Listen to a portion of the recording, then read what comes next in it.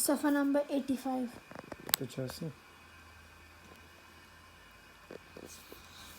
أعوذ بالله من الشيطان الرجيم. بسم الله الرحمن الرحيم. والذين ينفقون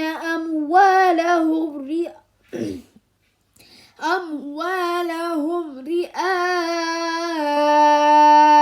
الناس ولا يؤمنون بالله ولا باليوم الآخر ومن يكن الشيطان له قرينا فساء قرينا.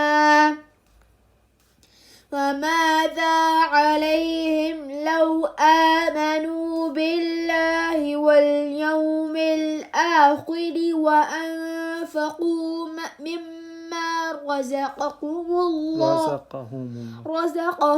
الله وكان الله بهم عليما. إن الله لا يظلم مثقال ذرة وإن تك حسنة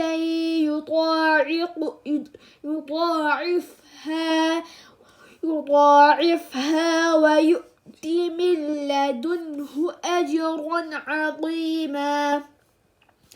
فكيف إذا جئنا من كل أمة بشهيد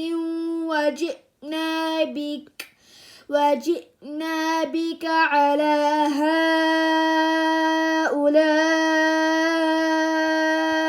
شهيدا. يومئذ يود الذين كفروا وعصوا الرسول لو تسوى بهم الأرض ولا يكتمون الله حديثا.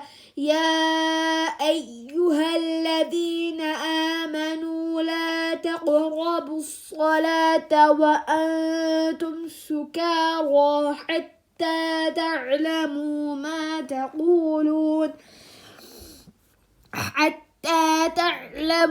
ما تقولون ولا جنبا إلا عابري سبيل حتى تغتسلوا. وإن كنتم مرضى أو على سفر أو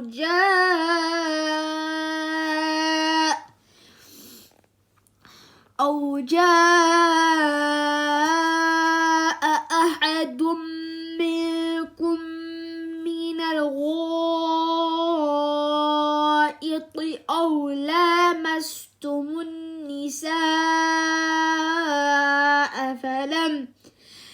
فلم تجدوا ماء